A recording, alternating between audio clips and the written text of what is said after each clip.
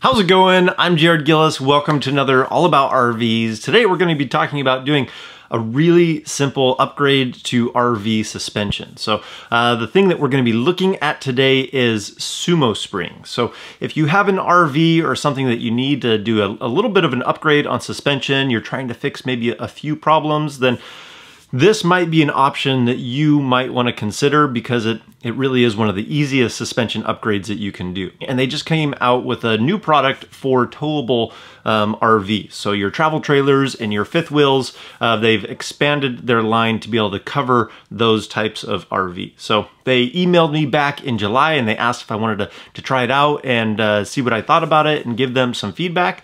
I said, sure, send them. And I was actually really impressed with the upgrade to the suspension that it gave us. I think a phrase for people that have towable RVs saying that they don't even know that it's behind them gets overused to a degree, and so I'm not gonna say that about these, but these do solve a few problems that come along with towable RVs. So what these springs aim to fix is kind of a hop or a bounce or a sway, like a body roll to an RV. A lot of people have installed these in the camper vans or some of your Class A's. They have springs for that too, and they just have a lot less roll going over speed bumps or different types of terrain that makes it much more stable and comfortable for them in there. So this is a fixed load support, so you get an increased amount of spring the more that it gets compressed. These mount between the leaf spring and the frame, and they give an additional cushion for the axle to the frame. These get compared to airbags often just because they work in a similar way. Airbags have the advantage of being able to change or increase the air pressure that you have inside the airbags for whatever your situation might be. But these have the advantage of not having any leaks, no maintenance. You don't have to check the air pressure in them, and they're puncture resistant. So there's really no maintenance involved in these springs. I want to make it clear that this is not increasing the load capability of your RV. You're not being able to carry more weight because you're putting them on there. They just help with the suspension and make it more comfortable and solve some of these problems. Before we get into the install, the things that we noticed about having these on compared to before not having them installed on the RV, it's a little bit hard to put your finger on everything because you're not in the fifth wheel going down the road. You're trying to understand what the fifth wheel is doing, how it relates to the hitch, and then how it responds to the truck. So we do feel like it has decreased the bounce and the sway. Specifically, when a semi goes by, you can feel that suction trying to move your fifth wheel over, and it doesn't have as much sway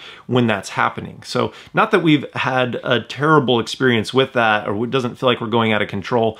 We tow pretty well down the road. It does help in those situations and just makes it that much more comfortable as we tow. I'm not trying to compare these to sway bars, but they do help with a sway type of an action. It's more of like a body roll where you have the leaning involved there. As far as the install goes, it's really quite simple. If I was gonna do a more advanced suspension upgrade to the RV, or maybe I was swapping out the equalizer in the middle, I would probably save that for home where I have a little bit more resources, a few more jacks on hand to be able to manipulate and move things around. But this is really simple. I had no problem doing it on the road. I actually did it in the morning before we had a travel day. So it went really quick, very easy. So the system setup is you want to find out how much height you need in between your leaf spring and your frame. So you have that just your system standard on the normal flat ground, and then you figure out how many spacers you need in there. So then you can connect your Sumo Spring with the amount of spacers you need to the bracket. They even give you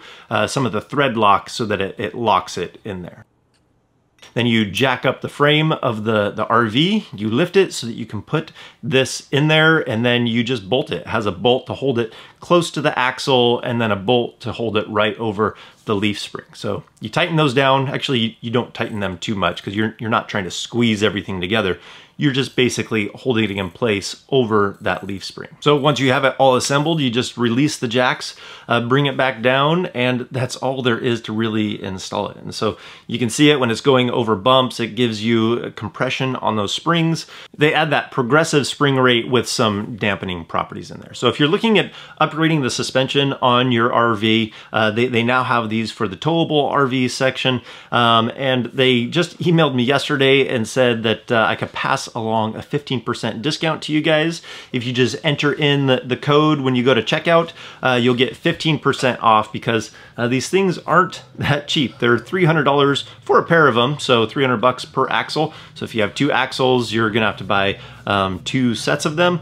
But it does take away some of that bounce, hop, and sway that we have noticed for our RV. So I think that's gonna do it for today.